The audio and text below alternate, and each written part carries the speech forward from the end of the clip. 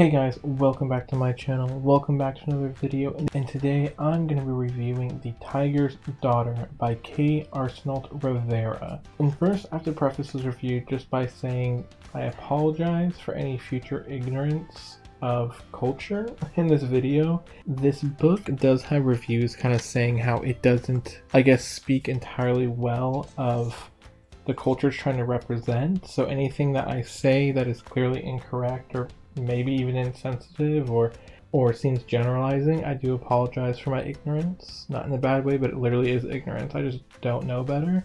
But if you definitely want to, remind me or let me know anything I may have missed in the comments, definitely let me know. I'd be up for that discussion. So the plot of this book starts off with two female badass warriors. Just to kind of set the scene, I would really say that one of them, Shizuka, is the princess of, I would honestly say, like a Chinese dynasty. It's completely fictional in the book, but that's the vibe I'm getting for it. She seems to be written as like a Chinese princess, like there's divine rulership in there. There's a lot of jade and like really big palaces. It just kind of sounds like something from like the Chinese dynasty. And then on the other side there is Shefali, who sounds like she's from a like wandering nomadic people who are really interested in like nature, hunting, and horseback riding. I'm really kind of getting like a Mongolian, almost like the Huns from like Mulan, but not like vicious.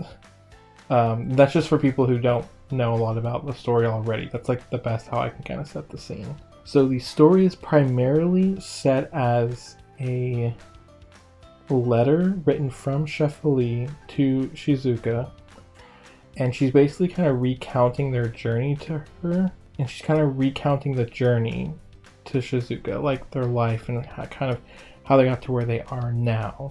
Interestingly enough, the book is primarily a romance. It's really just kind of to set up and tell you all about Shizuka and Shefali. And when I say all about, I do mean all about. Like just in the very beginning alone, or I guess the first quarter of the book, or the first half, it goes into a lot of detail, and you pretty much know these girls like inside and out, or at least like their history. You understand like where they came from, how they were brought up, how they're so connected, and how like their families are. It kind of gets to about the halfway mark where it sort of started to lose me, because you finally start to get some of the war and the conflict in there, because it talks a lot about the bad places. There's like demons and stuff isn't going super well all over their empire. And so it finally kind of starts to introduce that, but honestly the introduction is really fast, or the whole conflict is really quick, and it kind of just goes right back into like the girls' lives. So if you're really interested in like a book that has a lot of action and goes a lot into the conflict of like the world and like world building, this isn't really that at all.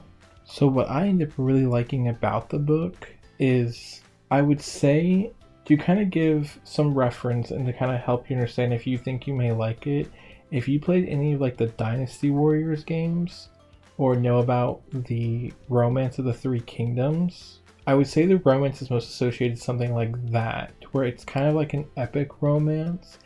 It's really dramatized, and it's set around this sort of like warring state. There's a lot about like fate and sort of like destiny. Not even really fate or destiny, but just like they see all these signs, and there's just things that have happened where they're just like, we belong together because of this and this.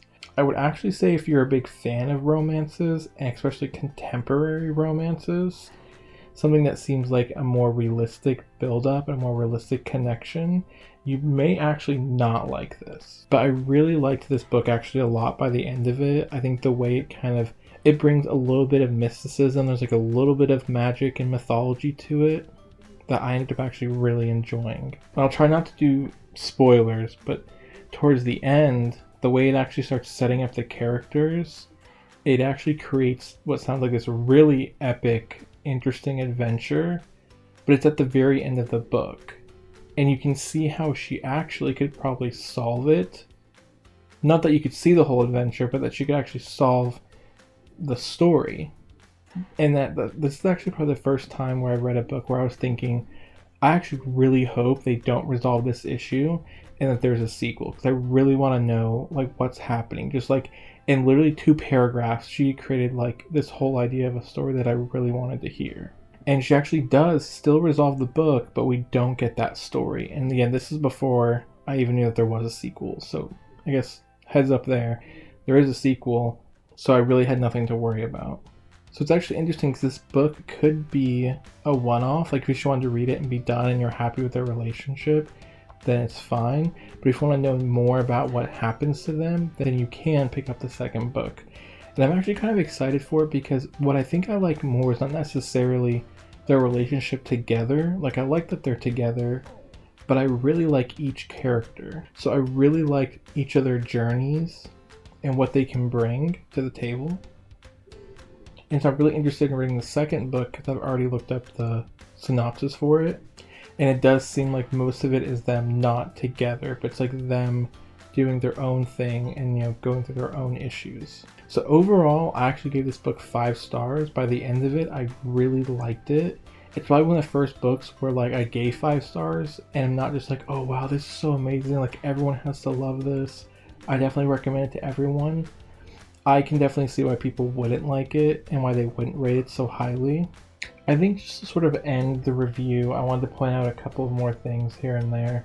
I do think her writing is really pretty and not just like overly flowery, but just like it's almost like poetic. It's really nice the way she writes things and writes the people. Like I said, if you're a fan of like Dynasty Warriors or Romance of the Three Kingdoms, I feel like this is definitely up your alley. I also felt like it also gave me really heavy Mulan vibes, which if you watch my other videos, you know I'm really excited for the upcoming live action Mulan movie from Disney. The reason why I read this book was for my, you know, Asian inspired readathon for the Mulan movie. So I think it really, you know, scratched that itch that I had for that whole that theme and that culture and that idea. But that's going to be it for me, guys. If you read this book, you know, let me know how you feel. Let me know what your thoughts were on it. If you haven't read it and you have any questions about it, you know, let's discuss it in the comments. And if there's any books that are like it that you think I may be interested in, definitely recommend them to me. I'd love to give them a shot. But thanks for watching, guys, and I will see you all next time. Bye.